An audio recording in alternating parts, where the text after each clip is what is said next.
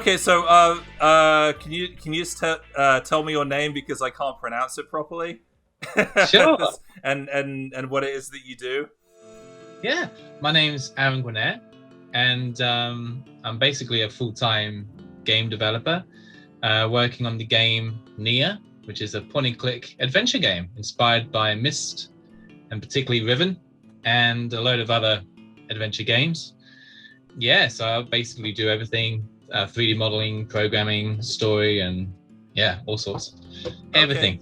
Yeah, yeah, because like when I first saw screenshots of the game, yeah, like Mist was Riven in particular was like the first thing that came to mind, and Yeah.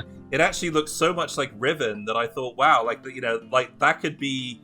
It almost looks like a sequel to Riven or something, because it's so close. The aesthetic and like the art style is so close to Riven. It's Mhm. uncanny. So like how do you manage to like replicate that?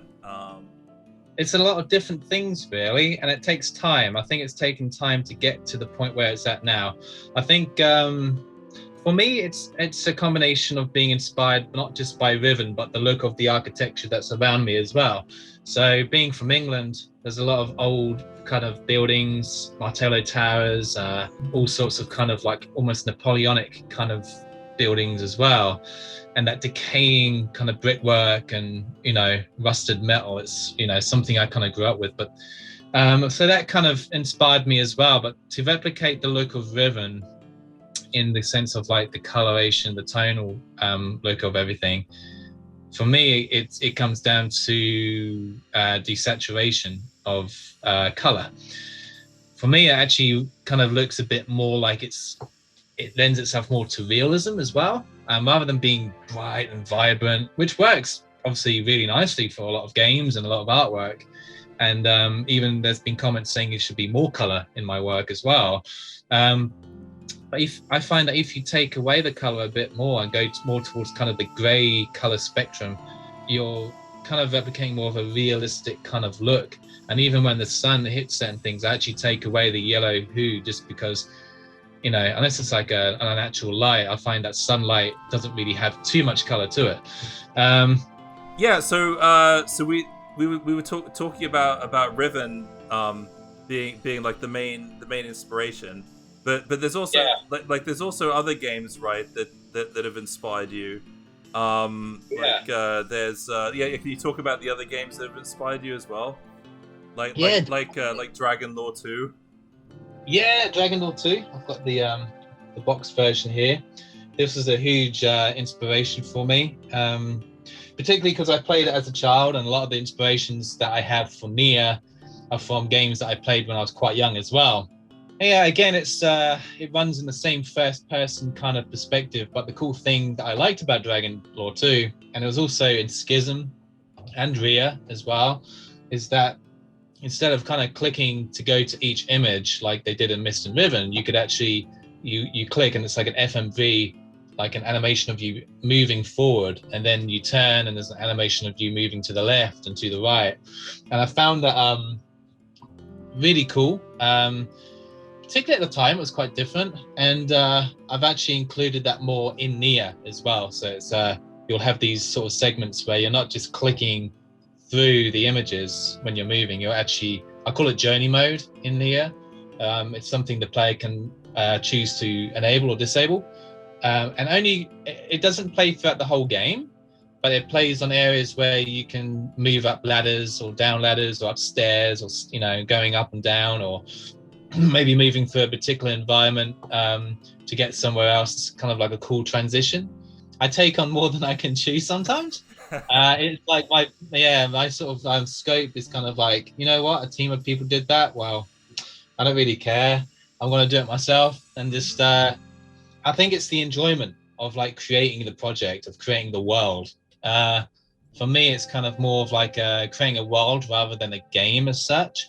It's great because then the game, in terms of a puzzle game, the puzzles are then more part of the world as well, which is such an important thing for me. I was writing books when I was a kid. When I was about 11, I wrote a 264-page manuscript which was kind of like it was like a fantasy novel basically, and it was inspired by Raymond E. Feist and I guess a bit of Tolkien and stuff like that. So, and the great thing about game design, I got into game design when I was about 13. So about 13, 14. And I found, wow, this is a great way to channel that creativity, because I've always been into art, painting, clay modeling, and I was getting into music around that time as well, playing guitar. Yeah, I kind of just found game design to be a great way of combining all of it together, being able to write a story, create a, maybe a script even. The hard part for me is the programming. I'm not naturally like a programming kind of guy. My brain doesn't seem to work in that way. So I use Visionaire Studio 5, which is fantastic. It brings to life the kind of world I want to create. It doesn't use coding as such. It uses more visual kind of drag and drop options. And it's perfect for like a Myst style, even like a, Lost Crown, Broken Sword, Monkey Island kind of game. Is the gameplay going to be very similar to the Myst games? Yeah, it's going to be quite similar. Like I said, particularly Riven, but also having more of the FMV involvement, and it's going to be quite similar to Riven in scope too. It's going to be big. It's a big game, a big world that you explore. There's still environments that I still need to model in Blender, and it's you read a lot as well, so there's a lot of kind of journals to read, a lot of different things you have to kind of like, it's about learning about the culture and the world that you're in, and to be able to then progress forward as well. So yeah. Okay, yeah, I'm really curious about like the FMV aspect of it. So you're gonna have like live actors in there, right? Yeah, that's something I really wanted to talk about, because I know yourself, the games that you've played have there's some games that I've never heard of before in your reviews, and I'm like, wow, the amount of, like the Tim Curry one, by the way, I've watched that, and I know he's done a lot of voice acting, but it's really cool to see him, taking part in the FMV sequences in the game, because I'm a big Tim Curry fan. I love Tim Curry, especially his role in Legend. I was fascinated by that film from a very young age. I mean, with the acting sessions, I'm really looking forward to getting into those. I'll be looking at probably filming in January. Yeah, definitely filming in January. And I'll be filming in Australia as well. So I'll be going to Western Australia to do the filming. And my wife, Nancy, is going to be in it as well. And she is Australian herself. She talked me into being part of the acting as well, so I'm actually going to have a cameo role in the game as well, so that's cool. I didn't really plan to do that, but she said it'll be great, kind of for the fans to kind of see me in the game, and I guess it's kind of a throwback to what Rand and Robin Miller did for Myst and Riven, so why not? I think you had a chance to talk to them, right? Like, didn't you? And kind of like, Yeah. I did. Yeah, it was amazing. So I signed, I can get into this, I'm sort of delving off a bit, but I signed a contract with Microprose, my publisher, back in January 2021. But before that period, I was talking with David Ligeti, the CEO of Microprose, obviously talking about the game and everything like that. But there was a lot of big stuff happening around the end of 2020. So it was a very strange beginning of the year. And then it ended with these kind of like really cool things happening. And one of the cool things that happened was like talking to Rand Miller, being able to talk to him and a couple of the other members of Cyan. And that was really cool. That was amazing. It was like a dream come true and very unusual. Because, you're a kid playing these games. Little did I know that I'd be talking to like Atris, when I'm older. Kind of thing, so that was really cool. Yeah, it's given me so many other opportunities as well. Lots of different opportunities. Being able to see my wife again in Australia this year, and being able to work full time on the game as well. Being funded full time, and it's just been a kind of like I still have to pinch myself sometimes, kind of get out of the zone and be like, wow, like talking to yourself as well. I've been watching your videos for a good while. I remember seeing because anything Riven, anything Myst, and then I'd see your video come up and watch your review on it, and I love the way you deliver your content as well. It's just so good, so good. Oh, thanks. It's Quite funny in a lot of ways. It's all, I love it. it's all very scripted. I mean, you know, so it's not the same. I don't talk like that in real life. Yeah, it's done in a really cool way, and the way you present it, but it's just that humorous element to it. Thank God you've returned. I need your help. Of course, oh master of linking books. How may I help you today? Here. Most of what you'll need to know is in there. Ah, the official strategy guide. Well, I promise I'll only use this in dire need. So Neyyah, I mean, the textures I use it's a kind of rinse and repeat situation with Neyyah, because I think that's what gives it. I always think having a kind of a consistent feel throughout, especially if you're going through portals into different places that are technically obviously connected. It's good to have that kind of feel of everything is connected, and I think that is something that Riven did really well as well. Nothing was really too abstract. So the textures I use mostly are from polygon.com, and that's run by the guy Blender Guru, who does like some amazing Blender tutorials.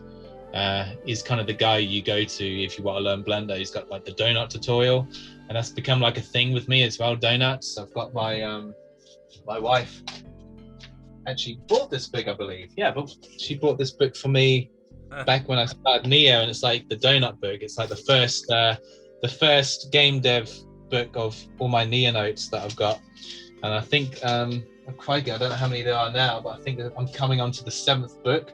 I've got like all these books here as well that just like have like, they're all different designs, but I think I got this one from Waterstones here in England, and it's just like full of just various different notes. Oh wait, sorry. Can you just hold that up like to the camera and just flick through it to me?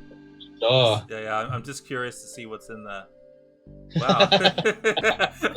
Well, okay. It's a secret. Because there'll be like things in there. I mean, there's this one as well. This is a tinier little book. This book here, I haven't started it yet, but I actually got this from Cornwall, from the gift shop at Tintagel Castle. So this one will be a cool one to get into, because it's got I love the leather bound kind of old pages. Yeah. Sort of smeared in charcoal kind of look. So yeah, that would be cool to get into. But so Cornwall, it was used as a trip to basically obviously go to Cornwall and experience the place. It looks absolutely beautiful. As well as textures and sounds, it's also the architecture, the environment, the coastal ruggedness of everything, and just like that for me has been, and taking photos of that has been a big inspiration to push certain environments for Neyyah forward as well. But also to meet Jonathan Boakes and Matt Clark, who are big inspirations of mine. They created the Darkfall games, the Lost Crown games, Barrow Hill games, and they were big, when I was playing Myst, or getting back into Myst and Riven in my teen years. It was great playing another point and click game that used the same kind of style and made by one guy. It's like, this is great. These guys are really, even back as a teenager, they're really inspiring. Yeah, it was just amazing. Like another moment where I'm just like pinching myself thinking, wow, is this actually happening? So that was really, really cool. It's because I guess this is kind of going a bit off topic, but with my music, it came from, I always wanted to be in the spotlight with the music. Like I was performing as a singer-songwriter in Australia. So I lived in Australia for 7 years, for most of my 20s. I'm 31 now. And it was just a wonderful experience for me with music. And it took, it sort of took over everything. I was teaching guitar. Me and my wife had a music tuition business, Defy Reality Music Tuition. And, I was performing in pubs and busking a lot and doing different things at like open air festivals and stuff. It was really cool. Recording my own EP and recording other people. So I had like a studio, like a small studio. And, but it was coming from a very sort of different place. And my wife, she sort of kind of helped me get out of a slightly darker place that it was leading into. I think it was because maybe the pub scene wasn't really doing it for my music. It wasn't really where I wanted to be, especially as an original songwriter.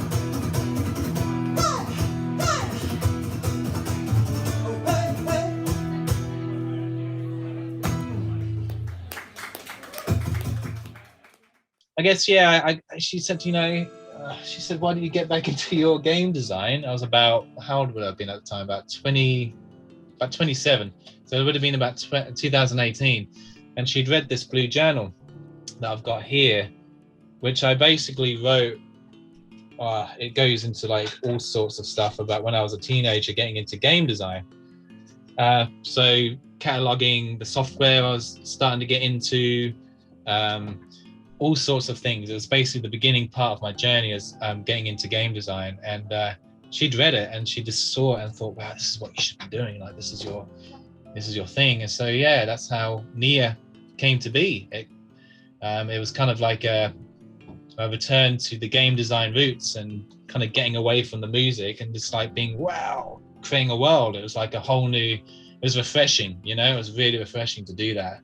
You were originally making a game before called Portals, is that right? Like, was that like the first game you worked on? So I had, like, when I was a teenager and getting into game design, I sort of had these ideas that I was doing, and they're all kind of Myst style games. But then as a teenager, it was like music was kind of taking over a lot, and I sort of got more into guitar, more into kind of like writing songs and stuff like that, and obviously particularly in my 20s. And so I had, I think Portals particularly, it's called Portals Journey to the Lost Pearl Islands, I believe, going off the top of my head. And that was in 2011. I managed to get like a demo together for that. And, I've still got it on my computer here. Unfortunately, the engine Adventure Maker, which was actually made for Myst games, it was like a way of actually making Myst style games, because specifically it was great. The actual animations don't seem to work anymore, and I think it might be something to do with the video codec or something, but you can actually kind of play it. And I think I've done on Patreon, I uploaded a playthrough of that game, which is really cool. But yeah, it had a very kind of Myst 3 Exile feel to it, and it's something that has obviously pushed Neyyah forward, because that was the game I kind of leaned back on when I got back into game design in 2018. It was like the backstory was there, the story was there. I was like, yeah, I can use this. I can get back into this universe and flesh it out a bit more. And I did. And then Neyyah came along as like a test demo, because I was getting into Blender. So I went from a software called Animator with an 8, and it was a really cool little kind of software just to get into 3D design. I used it as a teenager as well, so I kind of thought I'd get back into that. I knew how to use the program. But then Blender was just like, wow, it was just like a different universe, and it was like the ability to render things that looked so realistic through path trace graphics. It was stunning. And so I thought, okay, I'll create like a little area, like a little demo. The original title I had was Save the Plant. And then I thought, okay, this is actually going to be what's happening now. This idea I had, this particular environment was just kind of getting bigger and bigger. And I was like, wow, okay, this is kind of taking a whole world of its own. And it was very unintentional, really, because it wasn't like I needed to do that. It was just like, wow, this is becoming bigger, and it kind of just happened, and it became Neyyah. Okay, in like the interview you did with I think it was Adventure Gamers, you said that Neyyah changed everything. Like what does that mean exactly? Like, what did it change? It changed a lot of things. Even not even knowing at the time how much it was going to change my perspective on life as well, but also how my life was going to go. So it's quite like a long story behind everything, but it's enabled me to be reunited with my wife in Australia, for example. It's being able to meet Jonathan and Matt in Cornwall. All this is kind of like coming from the perspective of where I'm at now, I guess, with the game. 2021, beginning of 2021 onwards, when I signed with Microprose and then went full time. yeah, just being able to speak to game developers. Knut Muller he made the Rem games. Also, there's a game that I think you'd really like, and I'm actually curious as to know if you know about it or not. But it's called A Leader. Yeah, I know that one. Actually, it's probably the most Riven-y game I've played. That's so close to Riven's kind of look and feel.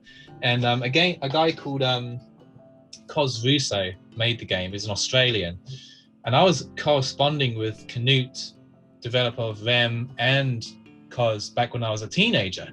So I was emailing these guys, like, just asking for advice and stuff.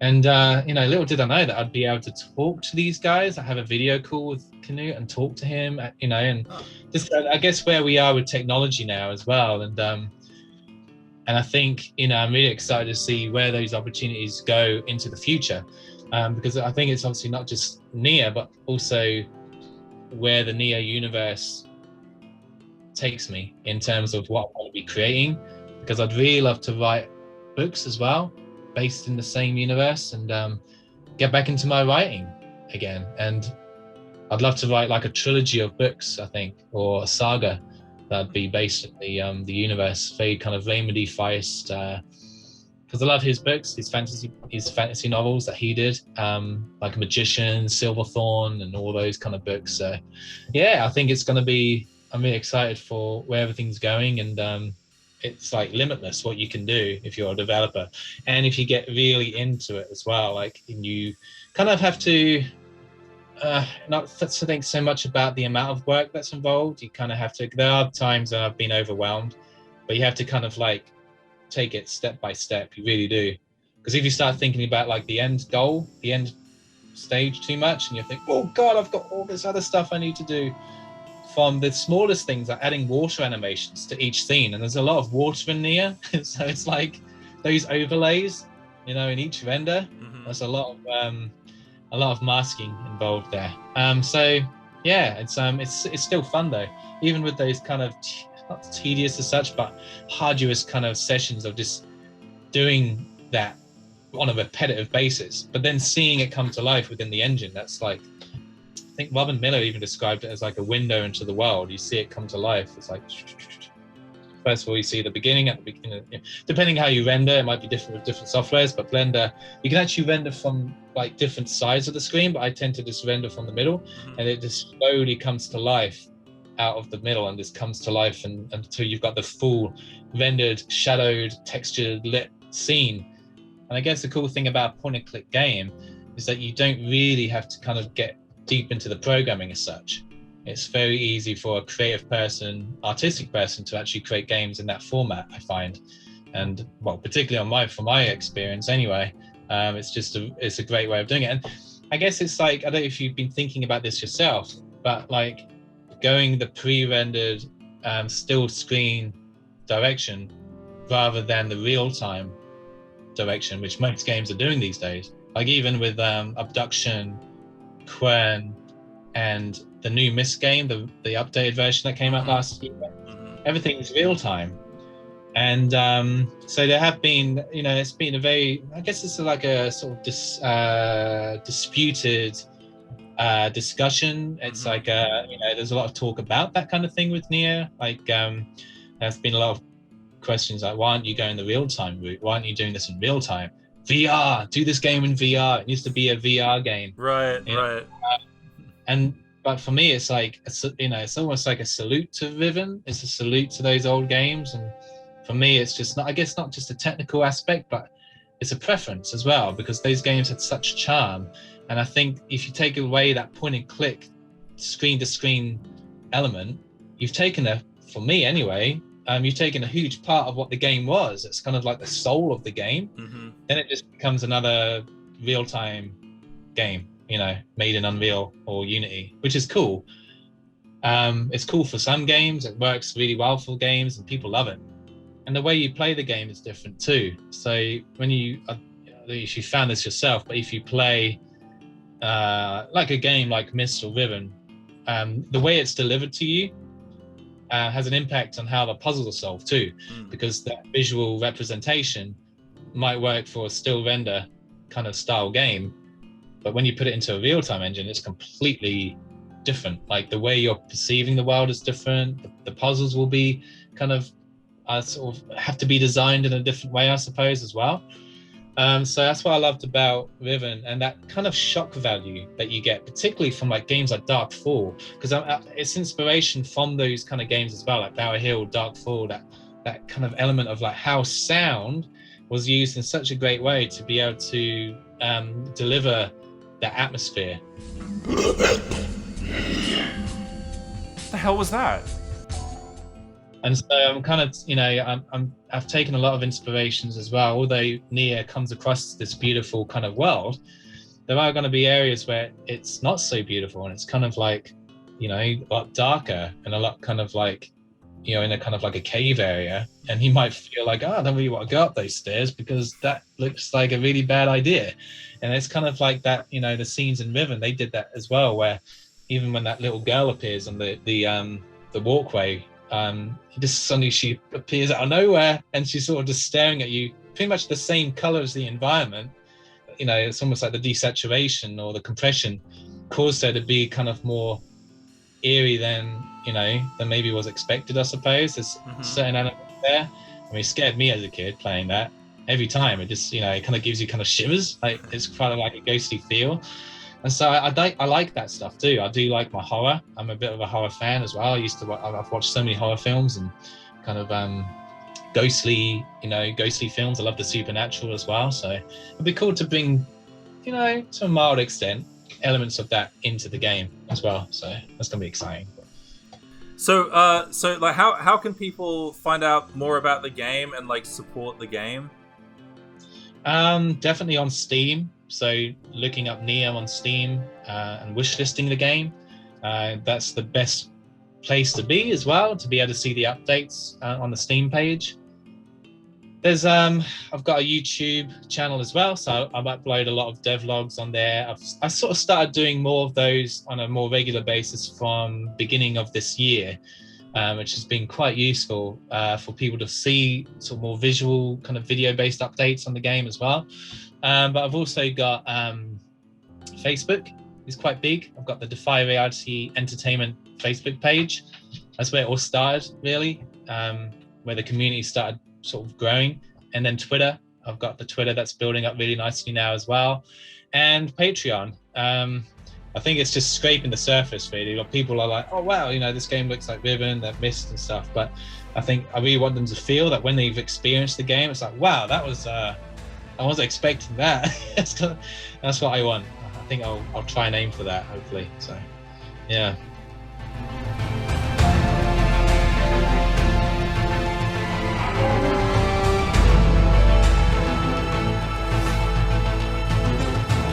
I will be waiting for you when you need me.